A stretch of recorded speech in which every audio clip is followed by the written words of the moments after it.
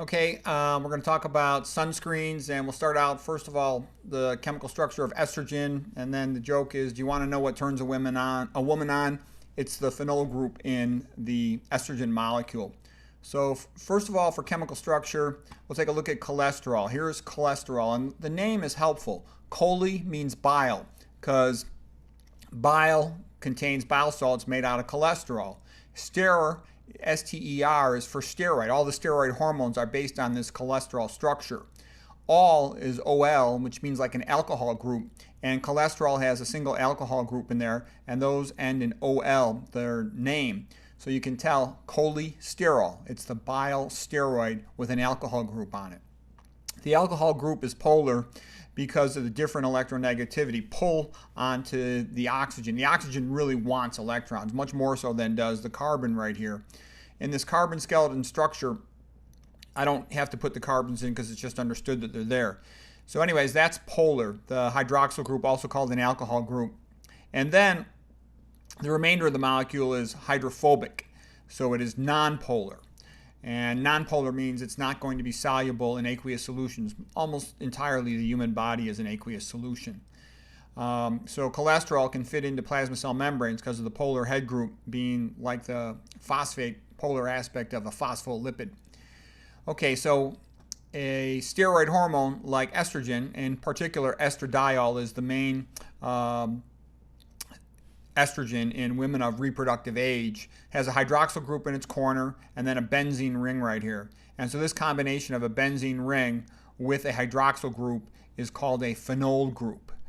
And the hydroxy group is also called an alcohol group. It is antimicrobial. The aromatic ring, the benzene ring, is also called an aromatic ring because they tend to give off a nice smell, aroma. And the double bonds can move around from carbon to carbon. Sometimes that's called resonates. A purist might say resonate isn't the best word, but what this confers is extraordinarily long shelf life. So this is the perfect preservative from a corporate point of view because you got great shelf life, so the product doesn't get returned, and it's antimicrobial, so it prevents mold from growing into the product as it's sold in a store, so it can sit on the shelf for years. And that's why estrogenic type preservatives are in tons and tons of chemicals, including sunscreens routinely and most other cosmetic products.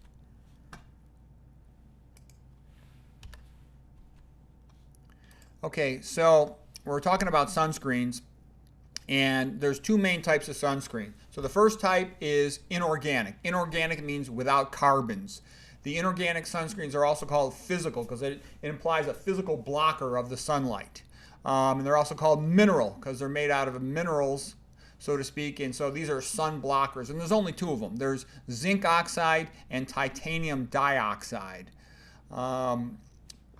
They were originally thought to almost just reflect the sunlight like a mirror or a shield. They actually do absorb some of it, but for our purposes, sun blocker, these terms are good for our working purposes. There's less penetration into the skin of the zinc oxide or the titanium dioxide when there's not any nanoparticles. The reason why people were not completely thrilled, and the typical zinc oxide old-fashioned type is like the big white nose on a lifeguard from the thick cream. However, they now can make them with nanoparticle formulations where they make the particles very small, and these cosmetically look better. A micro size actually means bigger than nanoparticle, in case you come across those terms. They're not estrogenic, and they're barely at all absorbed into the body. So that's good. Okay, the next main category of sunscreens are what is called the organic, because they contain carbons in them. They're also called the chemical sunscreens. They're also called ultraviolet absorbers, and it was thought before that they function like a sponge, like they catch the ultraviolet photon and then prevent it from injuring the body. Okay, and they've got a special chemical structure that very much relates to the estrogenic molecules. Quite often they are estrogenic. The problem is, in biochemistry, like dissolves like. So your skin is mostly made out of lipid and keratin material, and lipids are absorbed relatively rapidly transdermally. Theoretically, we evolved from sea creatures in the ocean, and our skin's made to keep water out so you can swim in the ocean and you don't get all waterlogged. Okay, you don't gain 20 pounds instantly when you jump into water. But lipids put on your skin with a medication are rapidly absorbed transdermally. These are some of the names of them. Whenever you hear the word benz or B-E-N-Z or phen, P-H-E-N-Y, that usually means that you're dealing with an estrogenic chemical with a benzene ring on it or a phenol group on it. And so these are some of the real common ones. The most important one for our purposes to talk about is going to be oxybenzone, but just all of these things, you can think of them as being estrogenic. And whenever you see that, you can think of it as being probably estrogenic.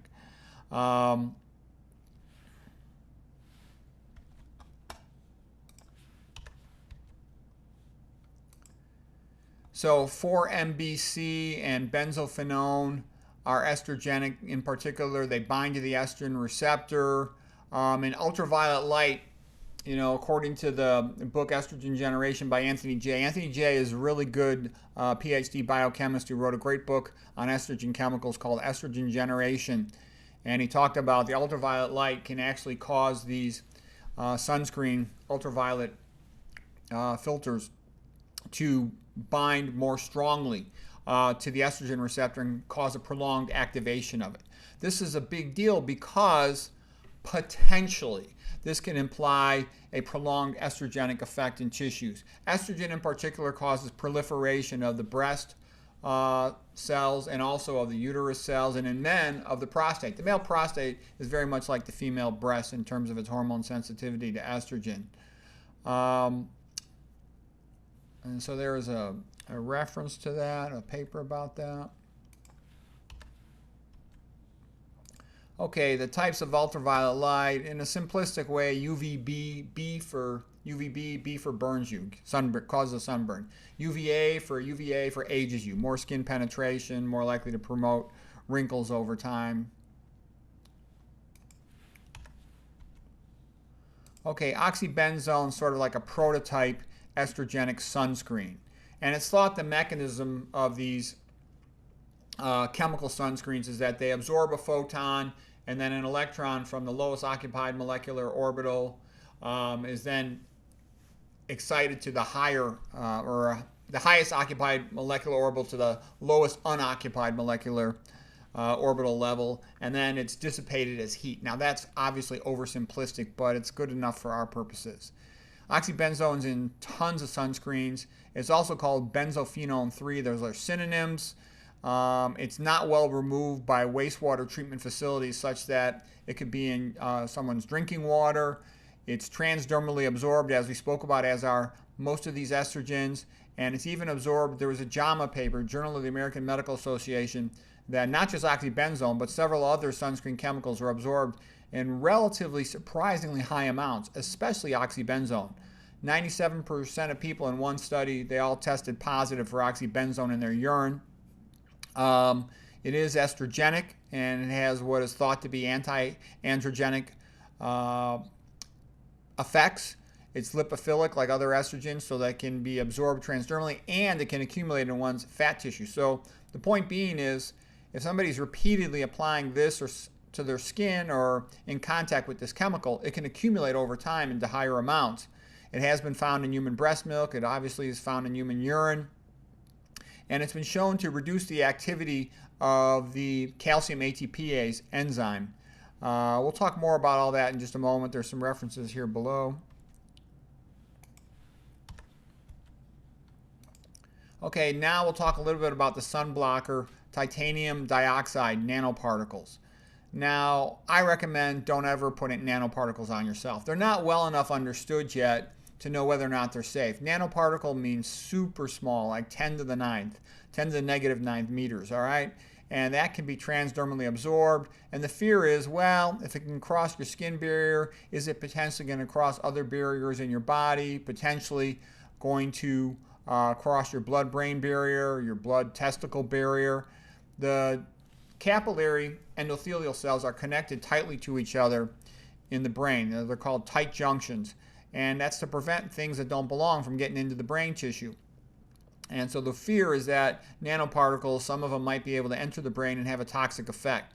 In fact, titanium dioxide nanoparticles are thought to be neurotoxic, and it's thought that they impair function of the SERCA ATPase. So SERCA means sarcoplasm endoplasmic reticulum, calcium ATPase. And what that is all about is calcium's like an on-off light switch in a cell, in a neuron as well. And the cell has to very precisely regulate the amount of calcium in its cytoplasm. If the cytoplasm calcium gets too high, the cell becomes overactive, and that can cause abnormal function like anxiety in the brain cells and the brain neurons if they're overly active when they shouldn't be. And even more worrisome too, when it becomes a prolonged chronic thing, and if there's decreased oxygen supply to that neuron, decreased glucose supply to that neuron, that brain neuron can be overstimulated and it can fail. It can die of what's called apoptosis, programmed cell death due to overstimulation. The name for programmed cell death due to overstimulation in a neuron is called excitotoxicity. So in brain cells, extra calcium is stored in the endoplasmic reticulum. Sarcoplasm is a term that applies especially to muscle cells, so they'll store extra calcium in the sarcoplasm. But in a neuron, after, let's say, the neuron's fired an action potential, it wants to, so to speak, turn itself off, then it will pump calcium outside of the cell into the extracellular matrix, and especially through the knockout exchanger, the sodium-calcium exchanger. That's one way it gets that calcium out of the cytoplasm. Another way is it'll pump calcium into the endoplasmic reticulum, and that's where this enzyme comes into play, SERCA, sarcoplasmic endoplasmic reticulum calcium ATPase. So titanium dioxide nanoparticles have been shown to inhibit the function of SERCA. Not good. You don't want anything inhibiting SERCA. It also inhibits the SERCA enzyme in the testicles, which makes me think that it's somehow getting across the blood-brain barrier and the blood-testicle barrier. Okay, so it impairs spermatogenesis function and sperm function, so that means that it can cause infertility. So one has to be careful about just randomly applying chemicals to themselves. It's a dangerous thing to do. Some other references here about it causing inflammation in the heart, cardiac inflammation in mice. This book, Calcium Connection by Brindy Brody, is a very good book. It talks a lot about inhibitors of the SERCA enzyme in multiple different contexts. Okay, zinc oxide nanoparticles. Now this is for zinc oxide has also been made into nanoparticles, and the reason companies do this is typically, we talked about the lifeguard's big bulky cream on the white nose. That's cosmetically less appealing. So people want sunscreens that are more transparent. Well, these effects can be achieved or almost achieved by using nanoparticles for the zinc oxide. But the problem is the zinc oxide, if it gets into the eyes, the nanoparticles get absorbed and they affect the eyes. They can be harmful to the eyes, is what it's thought based on research in vitro. So here's one reference: zinc oxide nanoparticles inhibit calcium ATPase in human lens epithelial cells. All right, so not good.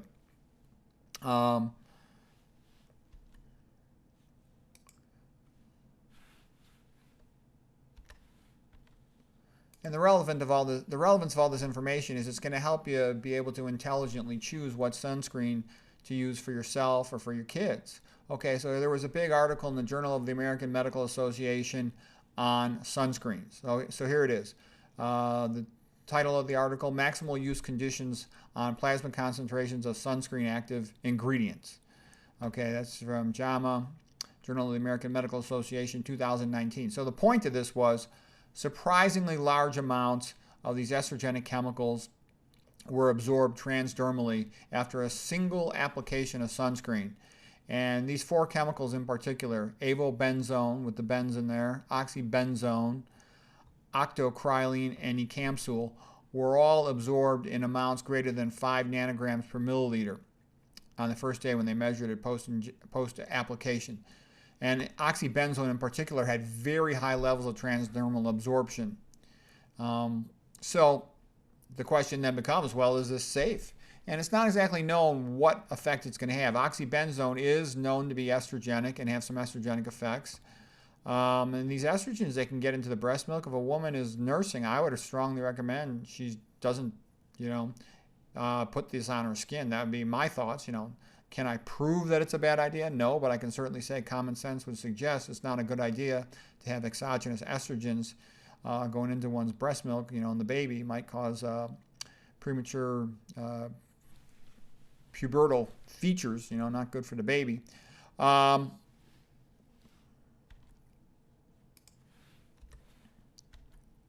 Okay, Okay, now we're going to talk about what do I actually do? What do I actually think is the best thing to do? I don't wear any sunscreen.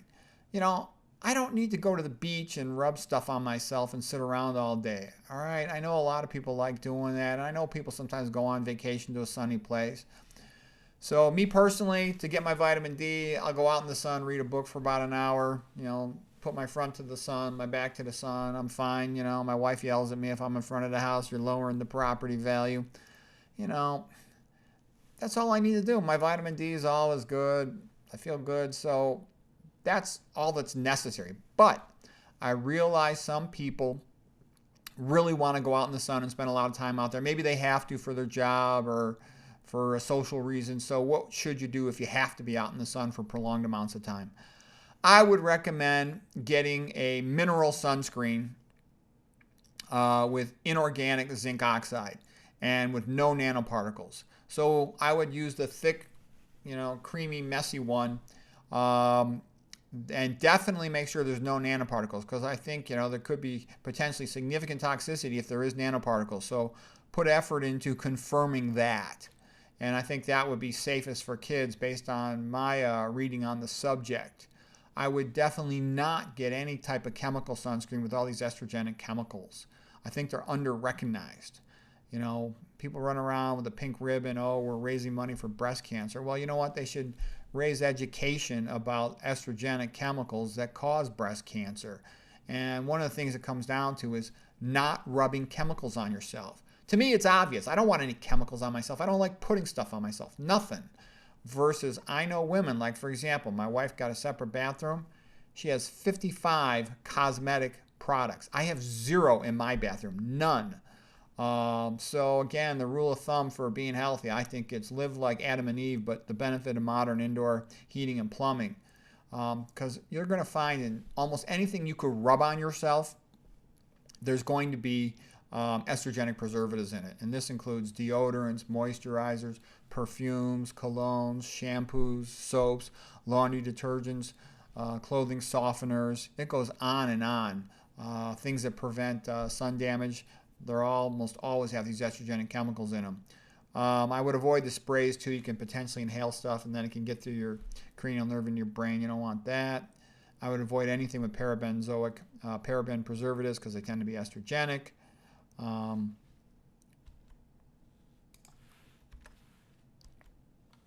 then here's just a couple of references for anybody who's curious to read more about it. But the bottom line is, I think the chemical sunscreens are potentially dangerous, and I would not put them on myself or my kids.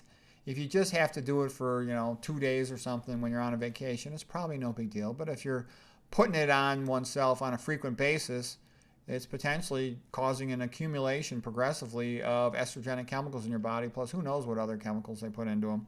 So anyways, in summary, the zinc oxide one with no nanoparticles would be the best one, but I actually think the best thing to do is just don't use sunscreen. Don't be outside so much. And so anyways, that summarizes it.